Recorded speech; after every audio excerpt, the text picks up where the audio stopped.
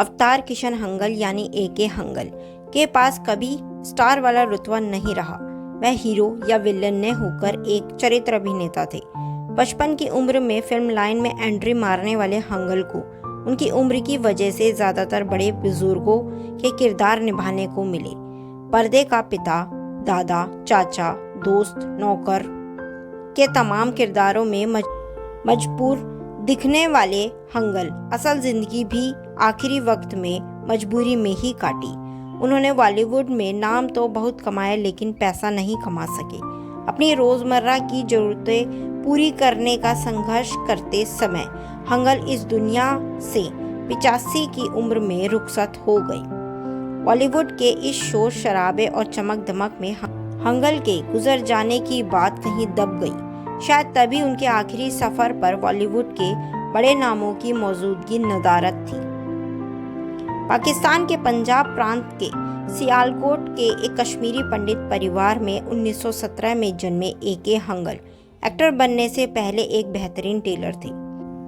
अपनी आत्मकथा life and times of A K. Hangal में उन्होंने बताया है कि मेरे पिता के एक दोस्त ने मुझे दर्जी बनने का सुझाव दिया। खास बात यह है कि शुरू में हंगल को बटन टांगने भी नहीं आते थे। बाद में नवंबर 1949 में वह अपनी पत्नी सहित मुंबई यानी भारत पहुंचे। नरीमन रोड की एक टेलरिंग दुकान में उन्होंने नौकरी भी की। हंगल साहब की पहली फिल्म बासु भट्टाचार्य निर्देशित 1966 में बनी फिल्म तीसरी कसम थी। रंगमंच पर हंगल के एक्टिंग से प्रभावित होकर मशहूर डायरेक्टर ऋषिकेश मुखर्जी ने उन्हें अपनी फिल्मों में मौका दिया। शोले में अंधे इमाम साहब का किरदार और उनके डायलॉग इतना सन्नाटा क्यों है भाई को कौन भूल सकता है। शौकीन के रंगमिजाज बुजुर्ग इंदर सैन के रोल में हंगल बेमिसाल थे। अवतार, शौकीन, गुड्डी, नमक हराम, बावर्ची, अर्जुन, शौकीन साथ हिंदुस्तानी में अपनी एक्टिंग से अलग पहचान बनाने वाले हंगल ने 45 इयर्स के लंबे करियर में 200 से अधिक फिल्मों में काम किया। हाल के सालों में हंगल साहब लगान, ये दिल मांगे मोर जैसी फिल्मों में दिखाई दिए। अमोल पालेकर निर्देशित पहेली 2005 हंगल साहब की आखिरी फिल्म थी। ईयर 2006 में हंगल को पद्म भूषण भी दिया गया। हंगल के बेटे विजय ने बताया कि वह किडनी और अस्थमा की बीमारी से जूझ रहे थे और दवाएं बहुत महंगी थीं। उनके अस्पताल और अटेंडेंट का खर्च इतना था कि मैं अपनी 15,000 रुपए की पगार से पूरा नहीं कर सकता था। हंगल साहब एक फैशन शो में दिखे जहां रैंप पर वह शो स्टॉपर की भूमिका में पहुंचे। शोले के बैकग्राउंड म्यूजिक पर व्हीलचेयर पर बैठे हंगल ने शो के बाद आयोजकों के काम को बहुत सराहा, लेकिन इस अवस्था में हंगल को रैंप पर लाने के लिए आयोजकों को काफी आलोचना झेलनी पड़ी।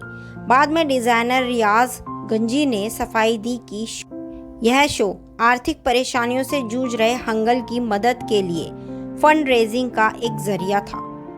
कहा जाता है कि महात्मा गांधी भारत में जो अहिंसक आंदोलन चला रहे थे, सरहद पार उसकी अगुवाई हंगल कर रहे थे।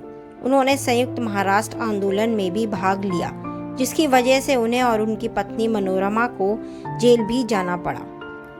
हंगल ने British TV series Lord Mountbatten the last viceroy में सरदार पटेल के किरदार को भी निभाया था। हाल में कलर्स चैनल पर शुरू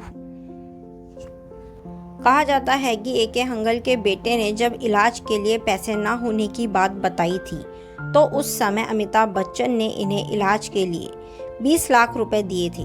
साथ ही करण जौहर समेत कई और लोगों ने आर्थिक मदद की थी, लेकिन 26 अगस्त 2012 को ए.के. हंगल की मौत हो गई।